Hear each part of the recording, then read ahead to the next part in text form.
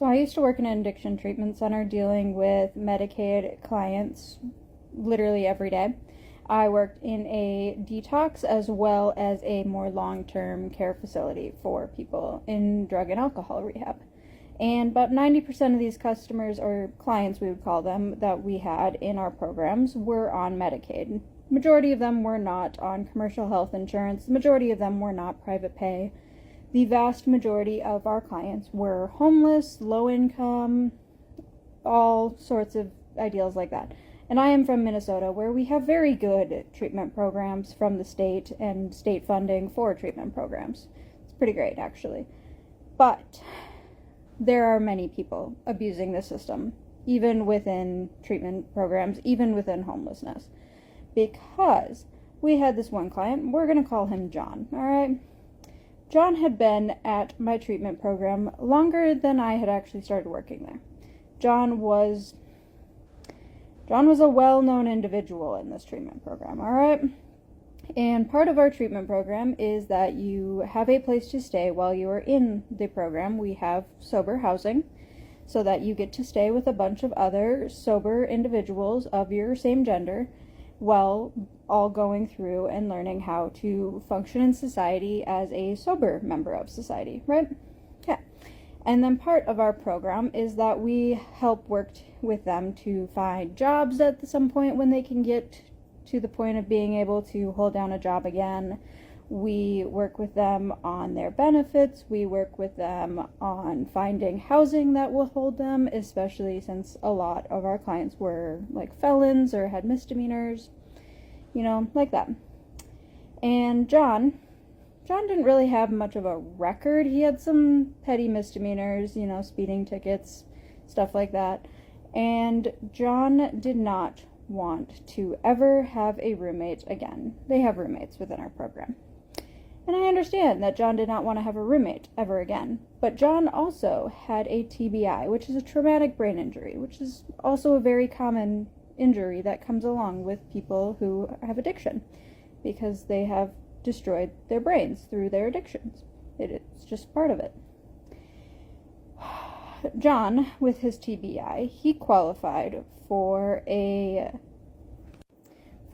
caddy waiver, which is basically where you have a disability of some form, usually a mental disability, and it helps qualify you for housing long term that you can stay on with this caddy waiver.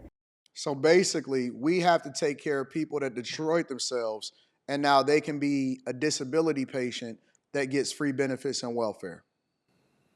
Got it. He qualified for that. He did not want that because, of course, he did not want the stigma around him that he was disabled in some way, which I understand, but John also did not want to work. John wanted the government to pay for his housing, but did not want this caddy waiver. All right. So what she's basically describing is other people, because see, when you sit there and you listen to Democrats and you listen to liberals, they'll sit there and they'll try to convince you that, wait a minute, everybody that is classified as a disability automatically should be on welfare, government assistance. They should get housing, assistance with their housing. They should get welfare. They should get all of these things. Now, I am a person that believes that you should help people that help themselves, and also people that did not have self-inflicted wounds, that put themselves in a position where they have to need some form of disability or some form of welfare. Those are the ones that we should be the most focused on. Then you also have people that have slipped through the cracks. Maybe those are the type of people that have lost a job, or they was displaced, or they fell into an accident and all of that other type of stuff. Those are the people that you then look at next, and those are the people that we should be helping with our tax dollars. But even some of those people, like people that have lost a job or whatever like that, went through a life circumstance, I'm not sure that all of them should be on it forever. And that's why Trump then said that we have to make sure that whoever is an able-bodied adult should be the ones that receive the benefits if they then do these other qualifications. And so we don't want them to be on the system forever. We want them to be able to eventually take care of themselves. It's not for you to have a forever disability and then be taken care of by taxpayers. Man, I'm telling you, listen, I know people in real life that couldn't wait for something to happen or couldn't wait for them to be able to submit their paperwork to where they can get some disability so they can be on Social Security for the rest of their life. I mean, these people are able to work. They walk around, they play ball, they do stuff. And if you talk to them, oh man, I'm getting a check. Oh man, I'm doing this. Oh man, I'm doing that. And it's so funny to me because they don't live a phenomenal lifestyle, so they're not even motivated to get themselves out of the space that they in or out of the housing that they in or anything like that. They just take advantage of the system, and that's just the end of the conversation. And so I know people, you've seen them on these apps. You've seen them on TikTok. You've seen them on Instagram. I've seen a woman that says she got all of these disabilities. And I'm like, where did this come from? Oh, I was crazy. And so now I gotta, I can't focus as much as I want to and all of this other type. I'm like, man, is that the type of the type of disability that people can qualify for? I'm straight. And then I know people, here's the other caveat. I know people that can get a job, is able-bodied, and somehow, some way they've been able to submit paperwork to where they can get some kind of, Social Security or disability or whatever it is that they get. I don't know because I don't get it. And they make sure that they can't. They'll tell you, I can't get a job because if I do, then it'll mess up the amount of money that I'm getting from the federal government. And that's how fucked up the system is. That's how messed up things are. And I do believe that there are people, obviously, and that's what the Trump administration is saying in this bill, is that I do believe that people are, there are people that need it, and those are the people that's going to get it. But it's not just blatantly kicking people off of the whole healthcare coverage thing. Is making sure that people are accountable for the fact that they do need to go to work and they can go to work and they need to stop running in the victim Olympics. Right? So we found John a couple of other group homes, a couple of other sober livings that through basically they would just need to take a monthly drug test, and there are ways that, again, the state will pay for where he lives. John didn't want that either because it meant that he would have a roommate. All right, cool. I don't remember what else we went through, what other ways we found, but we found one other way to get John this nice little apartment. A little apartment where he could live by himself, and he really would not have to pay the rent because I don't know how, but some other form of government assistance would pay it for him.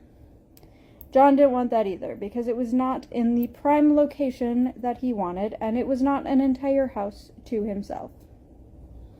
So, just know, John is the type of person that Medicaid is taking away benefits for. That's who is losing benefits. We tried every single thing over the course of about 2 years to figure out what to do with John, where he could go, what we could do to help him, because we were genuinely trying to help. John did not want our help. John eventually went to go live in his car because that was better than having a roommate or having to get a job or having to state to the world that I have seen people, because I've worked with homeless people. I deal with homeless people on a regular basis when I'm in town. I even help people on the streets with my own money, and that is documented. But here's the thing that I've seen. I would say that the overwhelming majority of these people, and I'm not even talking about just these people that's taking advantage of Section 8 and stuff.